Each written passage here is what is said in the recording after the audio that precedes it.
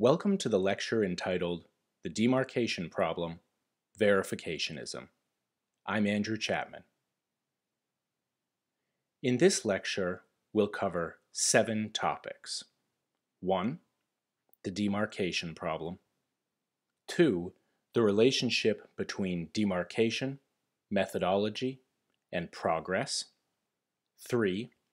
Logical positivism. 4. The verifiability criterion of meaning. 5. Verifiability as the demarcation criterion. 6. The consequences of verifiability as the demarcation criterion. And 7. The central problem with verificationism and verifiability.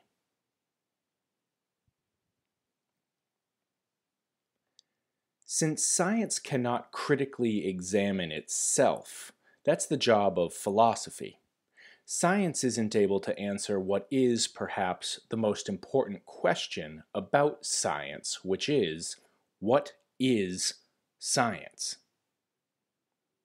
Answering precisely and adequately the question of what science is requires finding some criterion, some standard or measure that all things that are science meet and that all things that are not science fail to meet. Such a criterion would demarcate or separate science from non-science. The search for such a demarcation criterion, that is, for a standard that all science meets and that all non-science fails to meet, is at the heart of and is the jumping-off point for the history of the philosophy of science, as well as any systematic study of the philosophy of science. The search for a demarcation criterion is known as the demarcation problem.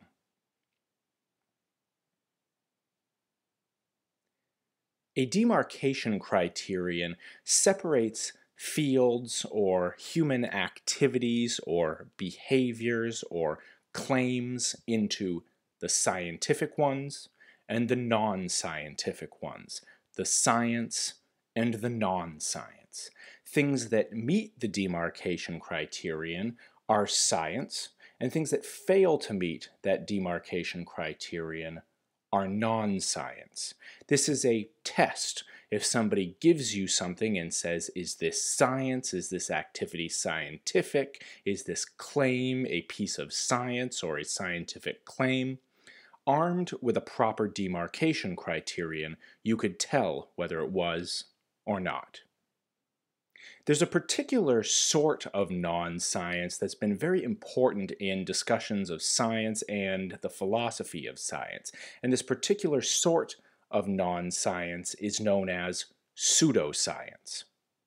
Pseudoscience is non-science that presents itself as, or pretends to be, or masquerades as science. Not all non-science is pseudoscience. For example, trimming one's fingernails is not science. It's non-science, but it isn't pretending to be science. So trimming one's fingernails, even though it's non-science, isn't pseudoscience, because in order to be pseudoscience, something has to be a non-science that's pretending to be science. A rock, the physical thing, a rock, that isn't science, although there is a science that studies rocks known as geology. But a rock isn't pretending to be science. It isn't pretending to be anything at all. So a rock is not pseudoscience. So all pseudoscience is non-science, but not all non-science is pseudoscience. There has been a tendency in recent popular discussions of demarcation criteria to think that a demarcation criterion separates science from pseudoscience. No, it does more than that. It separates science from all non-science. Pseudoscience is just a small part of non-science, the non-science that's pretending to be, or presenting itself as, or masquerading as science. Why should we care about this issue of demarcation at all? Why should we care about finding a demarcation criterion? Why should we care about the demarcation problem? Well, of course, there is the mere abstract academic curiosity of the question, what is science? This curiosity seeks an answer to the question for no reason other than getting the answer. So, if you're the sort of person who enjoys finding the essences of things, who enjoys defining terms for no reason other than the academic curiosity of it, then this is a reason to care about demarcation. For most people, this wouldn't be enough. We also know that science is impossible without philosophy. Science needs philosophy because philosophy acts as a criticism of, an analysis of science, and science can't function day to day, year to year, without some sort of critical analysis of it. Since science is impossible without philosophy, and since the central philosophical question for science is, what is science? The demarcation problem, finding a demarcation criterion, will help science do what science does. Even further, science has been unbelievably successful. Just to take 3 big examples of scientific successes, think about science's success in giving us modern medicine, in giving us tools of communication, such as the internet, and in giving us tools of making war, both in terms of offense and defense. Without these 3 things, which were given to us by scientific investigation, our lives wouldn't be anywhere near what they are. So science has been successful in giving us these sorts of things. If we want to tap into this success, if we want to figure out what it is about science that allows science to be so successful, it would help to know what science is so that we could figure out what it is that science has that non-science lacks. Even further, non-sciences sometimes attempt to abrogate or steal or take the good reputation of science, and they pretend to be sciences by taking this good reputation. As we know, non-sciences pretending to be sciences are known as pseudosciences. A demarcation criterion allows for science to keep non-sciences in their place. If anything can claim to be a science, then the real sciences and the non-sciences mix together, and their successes and their failures can't be separated into the actual science and the non-science. This lowers the value of science. So a demarcation criterion preserves the value of science from attacks that are launched on it from pseudosciences. Finally, science has, because of its recent success, had an unfortunate tendency to claim that activities that don't even claim to be sciences are in fact sciences, and then to conclude that these activities must be very terrible sciences. So, an example of this is homeopathy. Whatever you might think about homeopathy, homeopathy generally does not claim to be a form of science. It says it's not science. It's not trying to be science. So if a scientist looks at homeopathy, a practitioner of modern medicine, for example, looks at homeopathy and says, this is a terrible science, that would be a scientist claiming that something that doesn't even want to be science is science and is a terrible science. A demarcation criterion would allow for non-sciences to keep science in its place so that science doesn't overstep its bounds.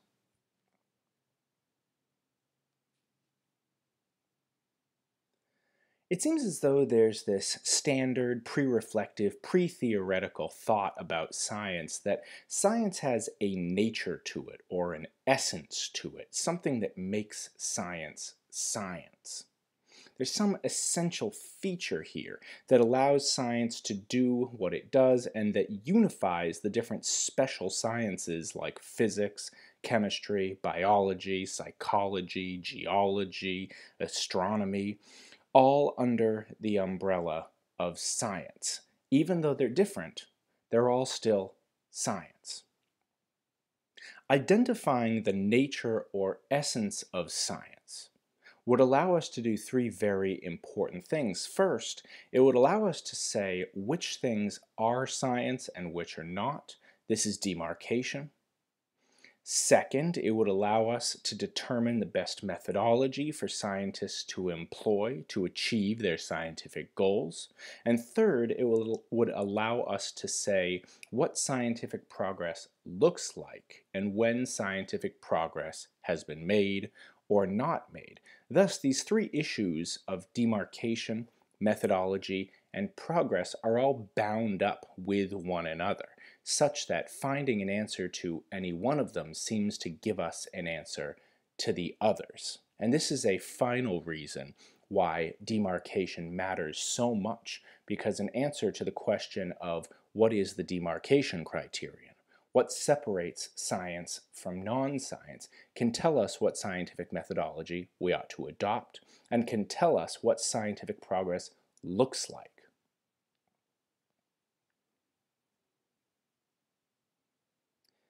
Logical positivism, sometimes also called logical empiricism, although logical empiricism is technically a separate position, was a philosophical school founded in Berlin and Vienna, most famously Vienna, in the 1920s.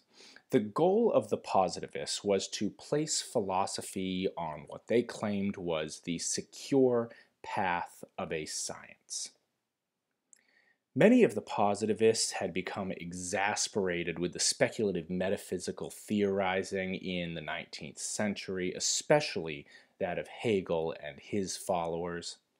The problem, they thought, was that this metaphysical philosophy could be done from the armchair. It required no appeal to any empirical, sensory, experiential data at all.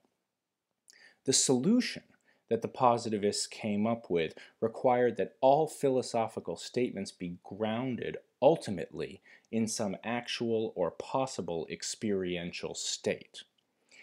In creating logical positivism, the logical positivists also created a separation between acceptable and unacceptable that could be used, as we'll see momentarily, as a demarcation criterion. Sir Alfred Jules Ayer, A.J. Ayer, who lived from 1910 to 1989, while not one of the founders of logical positivism, was perhaps the most enduringly famous positivist. His magnum opus, which was called Language, Truth, and Logic, and which he wrote at 26, so get writing, is the clearest statement of positivist thought, motivations, and methodology, and just as a side note, was a bestseller in non-academic circles for a long time. So this was a book of philosophy that made a huge impact even outside of philosophy. So we can turn to Ayer's writings when we want to see what the positivists said about something and when we want to get a really clear statement of what positivist thought about something was. The positivists had a very specific diagnosis for how we should think about philosophy and how we should think about science and the relationship between the two of them, and as we've already seen, it has something to do with experience. Philosophy, the positivists noted, occurs via words. Philosophers utter things to one another. They write sentences in articles and books. They teach students by saying words at them. Right now, you're reading words on the slides in front of you on this video. You're hearing me say words to you. We're doing philosophy right now. Thus, notice the positivists, if we're to accomplish anything at all via philosophy, then we must first be sure that our words mean what we think they do. If we're just making noises at each other, or if we're using words that don't have clear meanings, then we're not actually accomplishing anything. According to the positivists, philosophy had gone wildly astray of its goals by trafficking in words, terms, sentences, and propositions that seemed to mean something. They appeared to have a particular meaning, but either they mean something completely different from what we think they mean, or, which is the second thing is more often the case, they mean nothing at all. So how is it, we might ask the positivists, that we can make sure that our words mean what we think they do? What we need, say the positivists, is to determine where the meanings of the words that we use come from. What we need is a theory of language that tells us how meaning and word get paired to one another. And the positivists have just such a theory. The positivist theory is known as Verificationism, and the specific part of Verificationism that tells whether words have meaning or not is known as the Verifiability Criterion of meaning. Ask the positivists, how do we learn the meanings of words at all? Let's look at how people learn things. For many of our words, especially the big ones like the nouns and the adjectives and the action verbs, someone points to something. They extend a finger, a hand, an arm, and they gesture in a certain direction, and then they say a word. So you might gesture at your computer in front of you and say computer if somebody doesn't know what the word computer means or what that thing in front of you is. And we learn that the word and the thing pointed to are tied to one another because of this sort of gesturing. And how do we know that when we say a word to another person, that other person understands what we're saying? Well, we know this because we know that they learned their words in the same way that we learned our words, by somebody pointing to something and by the person associating the word and the thing pointed to. So there is an empirical, public, experiential, sensory check on the meanings of all of our terms. These aren't just private things. The meanings of terms are public. This experiential, empirical, sensory origin to the meanings of our words entirely determines what our words mean, say the positivists. There are no non-empirical circumstances that are relevant to the meanings of words. Words get their meanings through entirely empirical learning situations, they say. This theory of meaning, which is known as verificationism, gives rise to the verifiability criterion of meaning. This criterion is stated in a somewhat technical way, but it's important to state it in this way because, as we'll see, it also gives rise to a demarcation criterion. The verifiability criterion of meaning is this. A term has meaning, also known as literal significance. If and only if, IFF in philosophical writing means if and only if. The correct application of the term is in principle empirically verifiable, and a sentence has meaning if and only if the truth or falsity of the sentence is in principle empirically verifiable. Those are a lot of complicated words, so what exactly is verifiability? The concept of verifiability is of central importance to the positivists, hence the name of their theory, Verificationism, so we better get very clear on what this notion of verifiability is if we're going to understand verificationism. For the positivists, verification is an empirical thing. So verifiability is an empirical, experiential, sensory, a posteriori thing. To be verifiable is to be related to experience or the empirical in a very specific way. To be verifiable is different from being verified. If something is verified, then the process of verification has already been carried out. If you ask me whether I know what time the concert is tonight, and I say, yes, I have verified it, despite the fact that that's a strange way to talk, what I would be saying there is, I've looked, I've checked.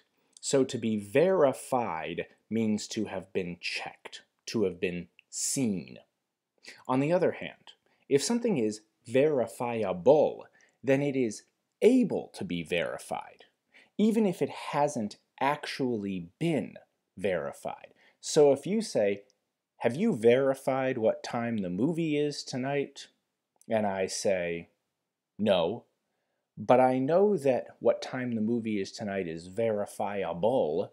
Even though you and I are speaking very strangely, what I'm saying to you there is, I haven't checked, but I know that if I did check, I could figure it out. It's verifiable. The sort of verifiability that the positivists are concerned with is what's known as weak, in-principle verifiability. This is a very loose sort of verifiability. Weak here means that there are some possible experiences that are relevant to what's under discussion, even if those experiences wouldn't completely confirm what's under discussion.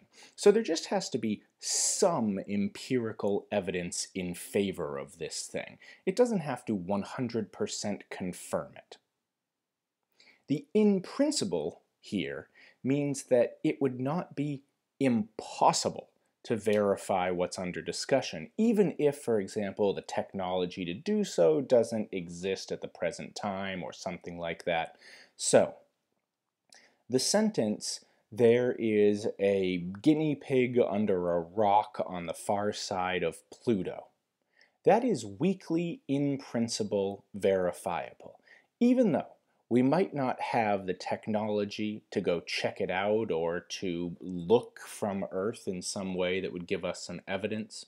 And even if, when we got some evidence, that might not prove beyond all possible doubt that there was or wasn't a guinea pig there. That sentence, that there's a guinea pig under a rock on the far side of Pluto, is still in principle weakly verifiable in the sense that matters to the positivists, because there's at least some empirical evidence that we could possibly have that would be relevant to the truth or falsity of that sentence. It's not a non-empirical thing.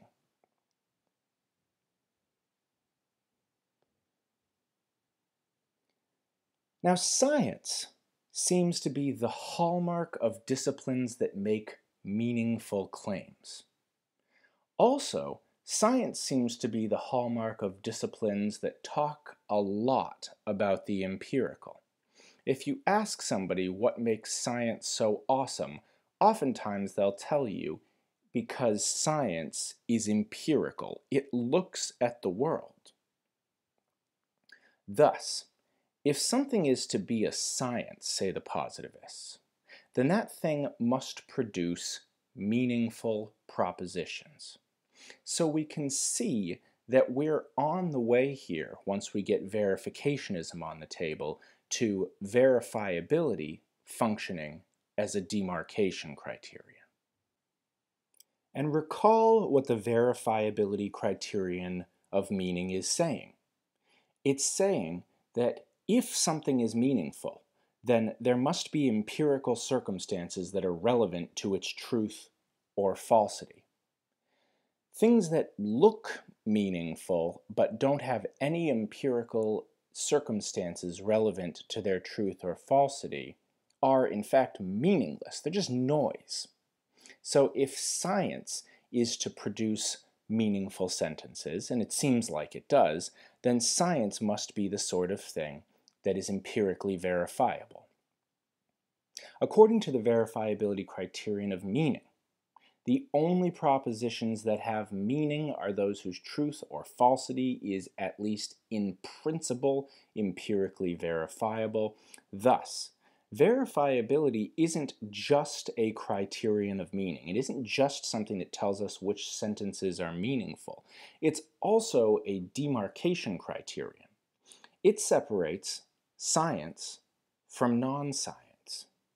So, to bring this all together, something's being science, something's trafficking in meaningful sentences, and something's being in principle empirically verifiable all go together, such that if you have one of them, you have the other two. If you're lacking any of them, you're lacking all three of them.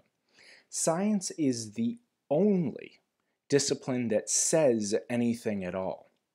And that's because it's the only discipline that traffics in empirical verifiability, and therefore it's the only discipline that has meaningful claims.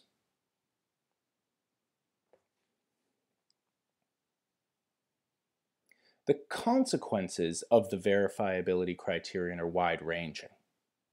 There's a large class of apparently meaningful sentences that the verifiability criterion deems meaningless. Here are a whole bunch of examples. Physical reality is not infinitely divisible. If one event causes another, then the cause has to be before the effect. Such and such painting, I don't know, The Starry Night, is beautiful. Such and such government, I don't know, the government of Syria, is unjust. Such and such action, maybe treating those who are more beautiful better than those who are less beautiful, is unfair. Such and such action, whatever you please, is morally wrong. Such and such person, whomever you please, is morally bad. Such and such person, whomever you please, led a meaningful life. God exists. God doesn't exist. God is good. God is love. Now, a lot of these look like sentences. They look like things that have meaning. They look like they're not just gibberish, but according to the logical positivists, all of them contain at least one term that doesn't have empirical circumstances for its correct application or verifiability. What possible experience could show you that physical reality is not infinitely divisible? There's no even evidence that you could have for that is empirical evidence. What evidence could you possibly have empirically that causes have to come before their effects? Sure, we might use words a certain way, but could you possibly empirically verify that you couldn't have a cause that comes after its effect? No. You've never seen beauty, you've never seen justice or injustice or fairness or unfairness or rightness or wrongness or goodness or badness or meaningfulness in terms of having a meaningful life. The existence or non-existence of God. Now, you might have some sorts of experiences that you interpret as having something to do with God's existence or non-existence or goodness or love, but those experiences are also consistent with infinitely many other propositions. So, say the positivists, none of these propositions means anything. Just with these final propositions, the ones about God, it's important to note that the theist and the atheist, people who say anything about God at all, are on equally bad footing. This isn't a doctrine for atheism. The position here is that the atheist says nonsense when they talk about God in the same way as the theist says nonsense when they talk about God. And remember, nonsense here is a literal term that means actual gibberish, just noises. In fact, the consequences of the verifiability criterion are so wide-ranging that there are 5 entire disciplines that go back for millennia that the verifiability criterion says make no meaningful claims at all. These disciplines are and always have been just filled with noises, gibberish. The disciplines are politics, aesthetics, ethics, metaphysics, and theology. And this isn't a bug of the verifiability criterion or of verificationism in general. This is an intended feature of the criterion and of the theory. Remember that positivists were exasperated with the metaphysical theorizing of people like Hegel, and they wanted to get rid of all of it. The verifiability criterion, if true, gets rid of all of it. The criterion has the benefit of getting rid of all of the terms, sentences, and disciplines that exasperated these positivists. So notice that almost all of Hegel's philosophy is deemed meaningless, and also a contemporary of the positivists, German philosopher Martin Heidegger, most of what he was up to is deemed meaningless as well, which delighted the positivists to no end, and also caused a number of very interesting historical scuffles between positivists and Heidegger and his followers. When we use the term proposition here, we're simply referring to the meanings expressed by sentences, by utterances, and by inscriptions. The fact that the utterance "snow is white" that comes out of someone's mouth and the written words "snow is white" on a page mean the same thing is because they express the same proposition. So this isn't an attachment to some metaphysical theory about propositions, it's just showing you what the word proposition means here. And that's important to understand what the positivists say about pseudopropositions. Pseudopropositions, on the other hand, are things that appear to be propositions, or they present themselves as propositions, but they're not propositions. Since propositions are the meanings expressed by sentences and utterances and inscriptions, pseudopropositions are things that present themselves as meanings or as having meaning, but are in fact without meaning at all. And without meaning here, recall, really does just mean nonsense, noise, gibberish. So here is a meaningless string of sounds. Whoa, whoa, whoa. By making that noise, I haven't expressed any meaning at all. Now, if you mistook that for something meaningful, you'd be wrong. That's what the positivists are saying has happened with sentences like God exists, God doesn't exist, this is beautiful, this is ugly, this government is just, this person is moral, this is a meaningful action. They appear to express propositions, to have linguistic meanings, to have literal significance, but they don't. So the fact that they look meaningful is exactly what positivists are predicting. So responding to a positivist, no, you can't be right because this looks like a meaningful sentence, isn't a problem for the positivist. The positivist recognizes that there are all sorts of things that present themselves as propositions, not propositions at all. Thus, in terms of the verifiability criterion, a pseudoproposition is anything that appears at first glance to have meaning, but which is not in principle empirically verifiable. So, just to sum up very quickly what's happened here, the positivists want to tie philosophy and science together. They say that science is the discipline that makes meaningful claims, and science is empirically verifiable. So, anything that's empirically verifiable makes meaningful claims and is therefore science.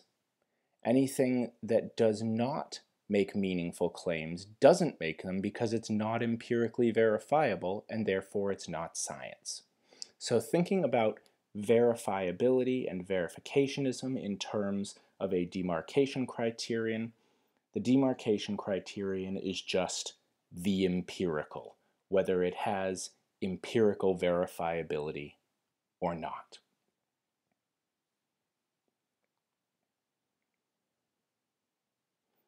Unfortunately, and despite the intuitive nature of verificationism's foundations in the empirical and the positive consequences of the doctrine, at least for anyone who's trying to eliminate fields like metaphysics, the theory suffers from a fatal flaw that is impossible to overcome. And I need to simply say here that it is, in fact, impossible to overcome. About half a century of work was done trying to save positivism from the problem that I'm about to present to you, and it is impossible to save positivism. So you'll have to trust me on that, but there is much, much more work out there on this if you want to go look at some of the attempts to save positivism and verificationism. Recall what the verifiability criterion of meaning says.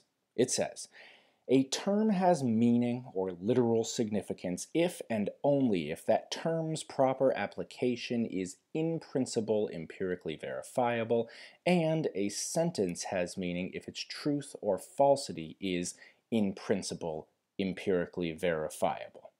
That sentence right there is the statement of the verifiability criterion of meaning. It lets us know which things are meaningful and which ones aren't, and subsequently which things are science and which ones aren't.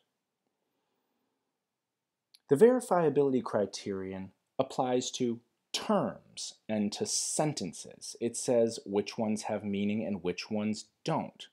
But the statement of the verifiability criterion itself, the very thing written above on this slide right here, the thing that was spoken by me just a moment ago, that is a sentence.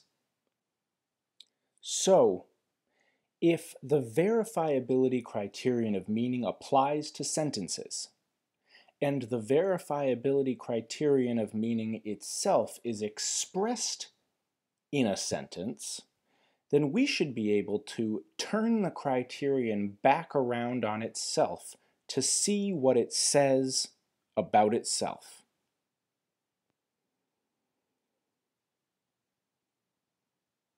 Since that verifiability criterion of meaning applies to sentences, it had better pass its own test, but it doesn't.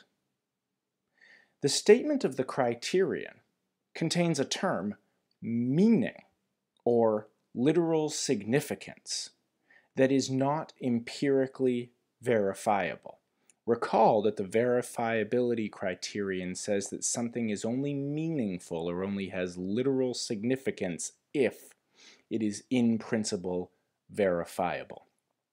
How do we know that that term, meaning, or literal significance, that term isn't empirically verifiable? Well, You've never seen meaning. You might have seen a word written down, but you haven't seen meaning. You never smelled it. You never touched meaning or tasted meaning or heard meaning. Again, you might have heard words that have meanings, but you've never heard a meaning. That's just not the sort of thing that we hear.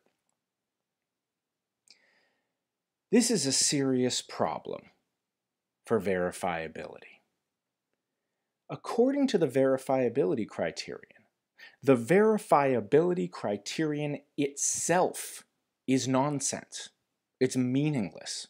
It's gibberish. Now, if a positivist says, but yeah, it looks like it means something, we should say, yes, it does.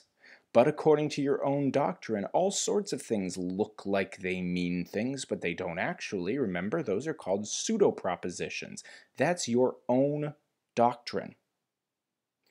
And no mere nonsensical string of noise can possibly be true. Imagine if I asked you, is this true or false? You have no idea, because it doesn't say anything. It doesn't mean anything. It's just nonsense. So it can't possibly be true. Therefore, verificationism isn't true.